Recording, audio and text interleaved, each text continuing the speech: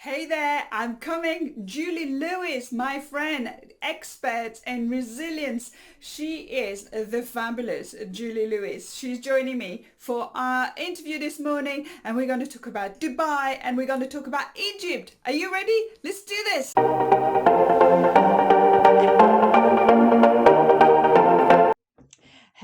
Hello, everybody, and welcome. Episode 7 today. Very, very excited because I've got guests today, and actually, we are virtual bodies, aren't we, Julie? We met Yeah. virtually,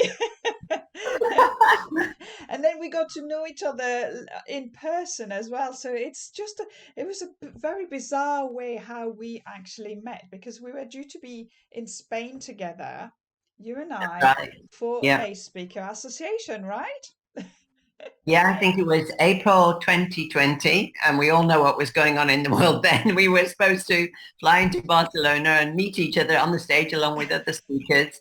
And thankfully, we kind of made it virtual, resourcefulness, like we can't do that. What can we do instead? So we actually got to meet each other, as you said, virtually, and then just kept that connection. And then we finally met in person when you came to visit That's Dubai, which is right. amazing. And now you're coming to Dubai. I Yeah. mean, this is it. So I think this is just such a bizarre, it really is. The last couple of years have just been really just such a transformation for everybody, such it's such a revaluation and everybody, and actually during that period, so you've actually, Julie, you've been, so you're an expert on well-being, resilience, on anything to do with, how your body, how your mind, how it all kind of work together. You've written a book about it, climbing the mountains, and now you're writing another book. Can we say? Can we talk about Yes, of course that? we can. Oh, And suddenly very thought. interestingly enough, the title is Uncharted Waters, and it's really about going into new places and spaces or transitions and everything, and then discovering your hidden gems, whereas Moving Mountains was encouraging you to look up, climb higher, and take action. Uncharted Waters is very much to look within, go deeper, and like what's really important, and having the courage to leave sight of the shore and go that way, not necessarily go up. Yeah. So the element of water, which is very, very, with your Feng Shui background, you will know all of this. The element of water, of being more intuitive, receptive, Mm. um, emotional, and going with the flow instead of hanging on for dear life and saying, no, it has to be this way. It's just like, I surrender, and this whole reevaluation that you've just mentioned, I think over the last 2 years, 3 years, people have really started to think, what's important? Where do I want to be? Who am I hanging out with? How am I spending my time? And how can I be of the greatest service that also fills me with joy and Mm. is rewarding as well. So a lot of the old ways of being and doing and living and playing fallen away to make new for this new expansive thing. And there's nothing more exciting and scary, but it's that's what it's all about. Is actually moving country, moving home, starting a whole new chapter. It's super exciting, and I've done it several times. So I think I've actually got my experiential masters in resilience. And it's just having, following that. I call it like a soul tap, a shoulder tap. That I want to go there. Why do I want to go there? I mean, I'm in Portugal right now, and I'm here. I've been here 4 weeks. I'm here another week, and then there's a group of us walking the Camino, which I think will be another part of my kind of transformation into a new sphere. And it just worked out. I've done two dog sitting positions, and I'm not a professional dog sitter. One in a gorgeous place in Qashqai, and then one here now in Monte Estoril. So I've been able to go for long walks, write, and also, have gorgeous dogs, a cockapoo called Daisy and now an 8-year-old whippet over there resting. And, the good thing about dogs is they just always so happy to see you. And they don't answer back or anything, and they just know when you need, some cuddles and things. So very therapeutic and very calming. And it's just been really, really good and a nice time to be able to step back as you have done and said, what do I want? Mm, I can be the author of my next chapter. I can mm. create that. So a big high five to you. Oh Yeah. well, on the journey, because actually we have been following each other and getting to know each other for those Mm, last couple of years. Because you actually live in Dubai, right? You really haven't that's got a right. Dubai accent. You really don't look like an Emirate. Where do you come from, and why do you live in Dubai? Yeah, great question. I'm originally from Sheffield in Yorkshire, and I've always been the wanderer and explorer in our family. I kind of knew from a very early age that Julie wouldn't be hanging out in Yorkshire. And when I was 27, I took up a job in Kuwait. I was the Oh, first female recreation manager in Kuwait because I was always very intrigued about the Middle East. So I was there. Very long story short, I was there when Iraq invaded, so I scarpered, and then after Liberation Day, I went back in, and then I moved to Dubai from Kuwait in 1997 to manage a five-star beach resort because my background's in sports science. So I stayed there for 2 years. Then I took a sabbatical, went wandering off, climbed a mountain, had an epiphany, and said, "I just want to do this."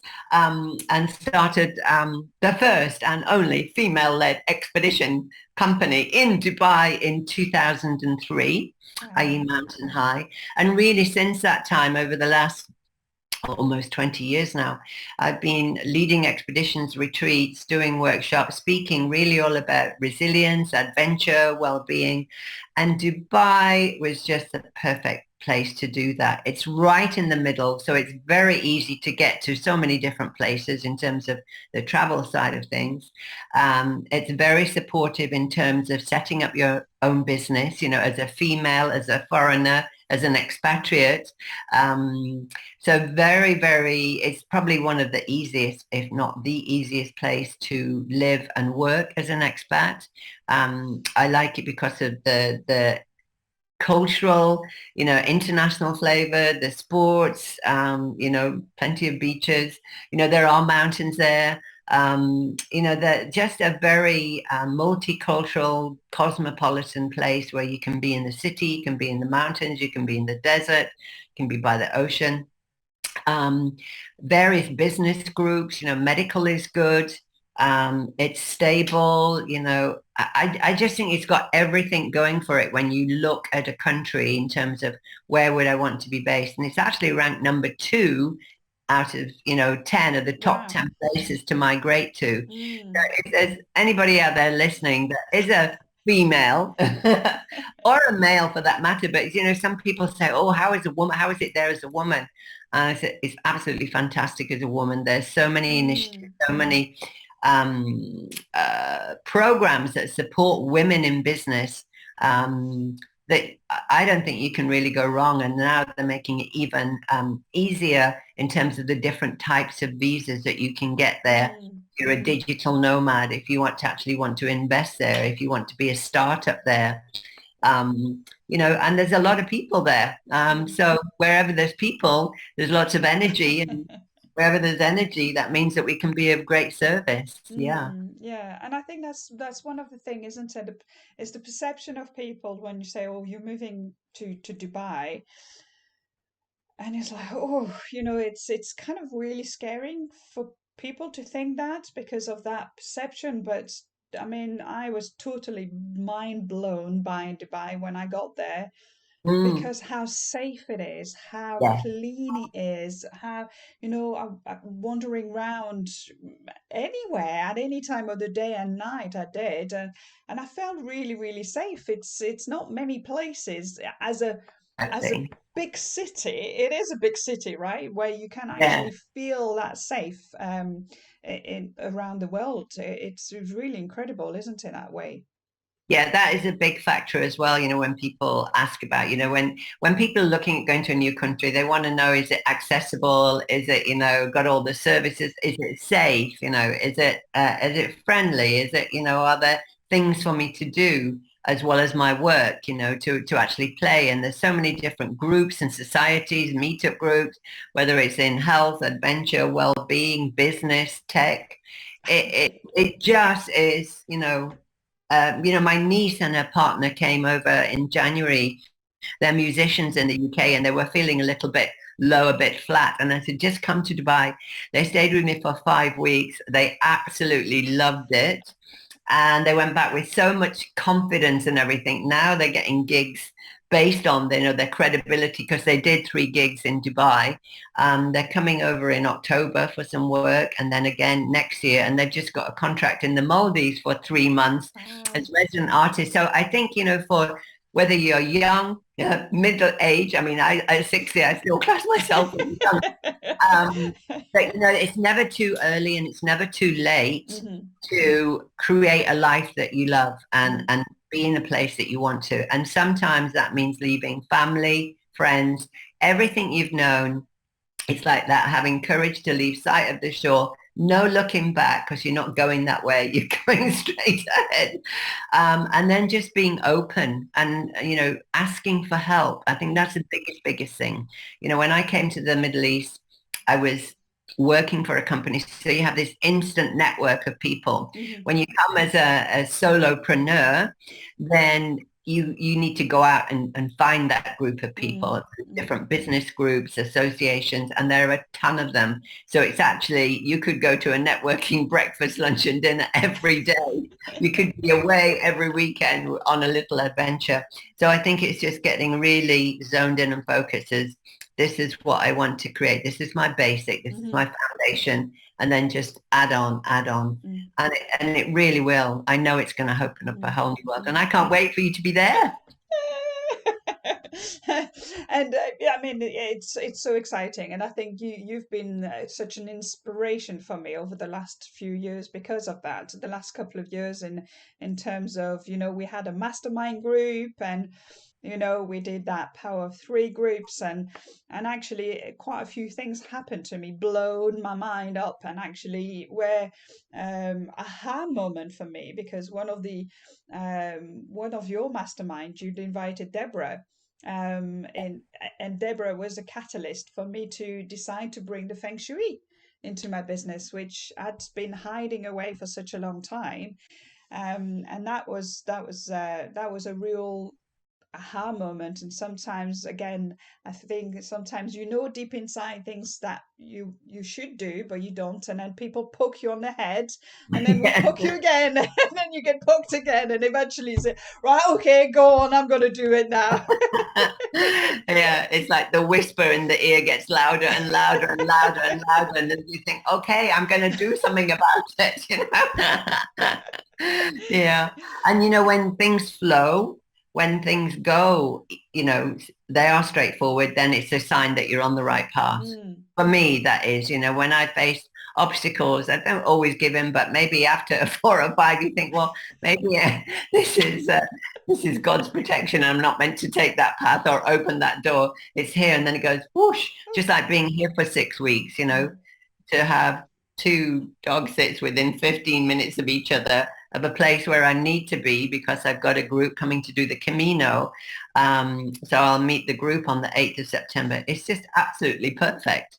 I just say thank you. And that's just like follow your heart, follow Mm. your bliss, And listen so to it's been that. a big year for you as well, isn't it? So 2022 is a big year for you, and you decided to celebrate your big year in Yes. quite a big way, really, isn't it? I mean, go big, right?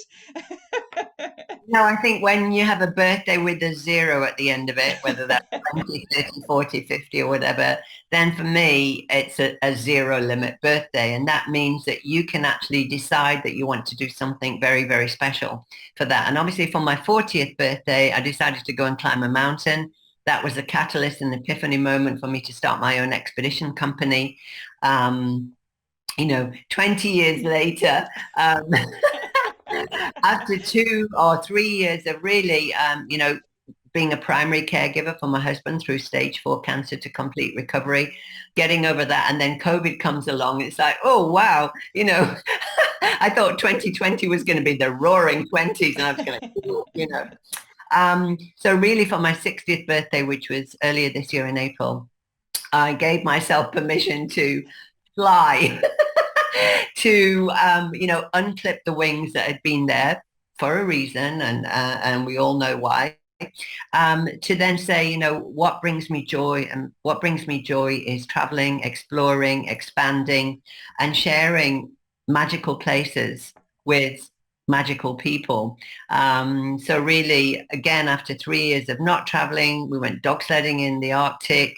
We've been climbing mountains in Ararat. We're doing the Camino. We've got Egypt coming up in October, and then Antarctica in December. So that's that's pretty epic, really. And people say, when are you going to slow down? It's like, never. Why? Why?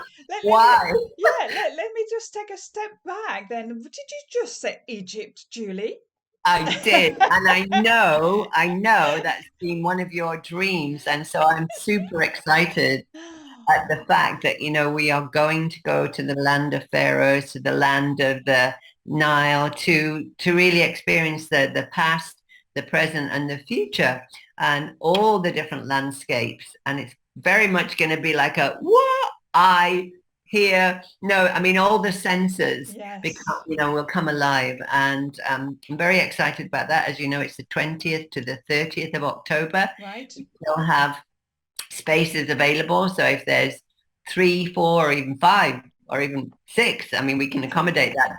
Men or women Men, out yeah. there, yeah, because Mm. it is open to men and women that would love to experience something really quite extraordinary in Mm. terms of the different landscapes, the pyramids, the Nile, the black and white desert, Abu Simbel, the temples, the museums, the everything. Wow. Then this is a great kind of non-stop 10 days that will really just open you up to so many different thoughts, feelings, and Mm. actions. Yeah, Oh, that's what travel does for you. this is just, I mean, I was just rereading the program just before we came, and just reading it, and just there's also that special moment where the sun is coming on. That's the 22nd of October, isn't it? And that's Yes, obviously the sun in Egypt. The sun is Ra, it is the full yeah. energy, the what brings us, keeps us alive. And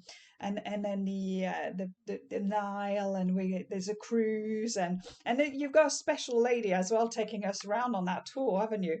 Yes, Carol is actually Scottish, incredible woman, very, very well, so knowledgeable. And she's married to an Egyptian. They run a company called Mr. and Mrs. Egypt. They've been running tours for years, and she will be with us. So, it's always good to have somebody that knows the history, the heritage, the Egyptology, the Mm, things that you can just ask questions, because sometimes it's quite nice to go to a new place and just be open to whatever shows up. Others, you do your reading, you say, I have to do this, I have to do this, so we've got what we're doing, we know what we're doing. And then the deeper questions come into those hieroglyphics, that goddess, what was she known for? mm, This kind of, I think it's going to be really mind expanding, soul filling, and energizing, really. And mm. to have somebody with you that's lived and worked there for the last 20 some years is just a huge blessing. Yeah.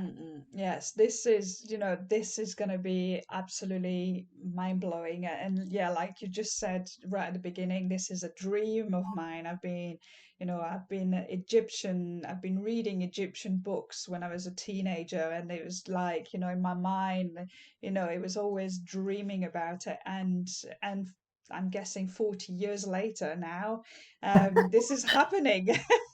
So, Too late.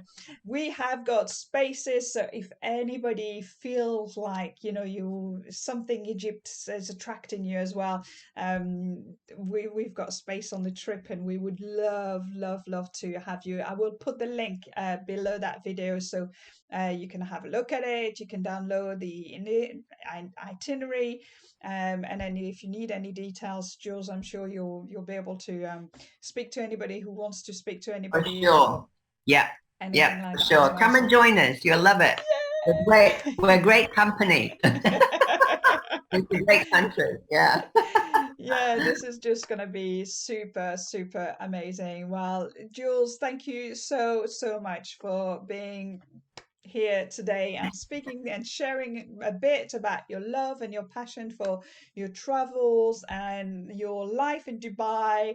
And I'd like to thank you for everything that you've done for me over the last couple Oh, of years. absolute pleasure. The connections that we're making, it's incredible, and a lot more to come. Yes, A yeah. lot An more to whole come. ocean of possibilities, a desert of potential. And yes, all of the above. Yeah. And Jules, just when are you publishing your book? When your next book? When do you expect it to kind of be? Or am I putting out? I think based on some timelines now, it would probably be March 2023. Okay, okay, Yeah, so early definitely in next year. time for the Emirates Festival of Literature. That has to be true. And we will do some little teasers. And yeah, we're going to have a launch on a very, very incredible ship. Ooh, Mm. ooh, Oh, more to come. Dot dot yes. dot. Awesome. Thank you so much, Claire. And good luck with all the final prep before you Woo, fly away. woo. Thank you, and bye everybody. And yeah, follow and subscribe and press on the buttons and the little bells and all that kind of things. And just if you haven't watched a previous video, go back on the previous videos and watch the decluttering one. Was quite a spectacular one. And yeah, lots of videos to come. So we'll look forward to seeing you again very soon. Bye for now.